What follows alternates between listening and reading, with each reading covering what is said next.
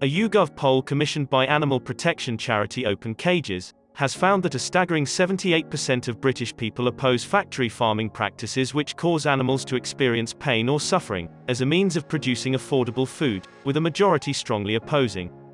Respondents were given examples of typical factory farm practices, such as breeding chickens to grow 400% faster than they did in the 1950s, leading to a slaughter age of just 35 days old, and keeping large volumes of animals inside large, crowded facilities for their entire lives. The poll was conducted to explore how Brits balance concern for animal welfare with desire for affordable food. Higher prices are generally recognized as the main obstacle to improving farm animal welfare. Intensive animal farming is specifically designed to minimize the costs of rearing and slaughtering the animals. Dozens of undercover investigations published in recent years have suggested that animal suffering is commonplace on British farms, contrary to the high welfare standards claimed by the big retailers and industry schemes like Red Tractor. Over 70% of farm animals in the UK are kept in intensive facilities. Animal charities are urging food businesses to take note, arguing that these revelations strongly challenge a common industry justification of factory farming, that British consumers are too cheap to pay higher prices for animal products. Over 1 billion chickens are raised for meat in Britain each year.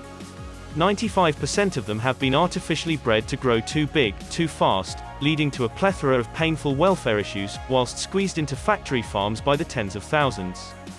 Very few people find these practices morally acceptable. So why do supermarkets like Morrison's continue using them? Behind the scenes, there's a common attitude of seeing consumers as too cheap to support a move to higher standards.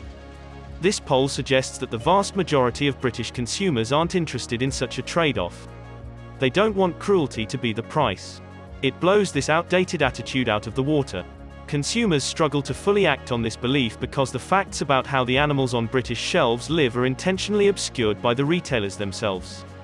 When Morrison's chicken is sold as welfare assured, even when it's not, consumers cannot make truly informed choices.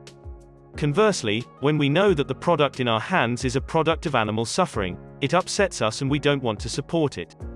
The Open Cages charity hopes retailers are taking note. Whoever signs the Better Chicken commitment next will have the support of the British people. Just like they're supporting the transition to cage-free eggs.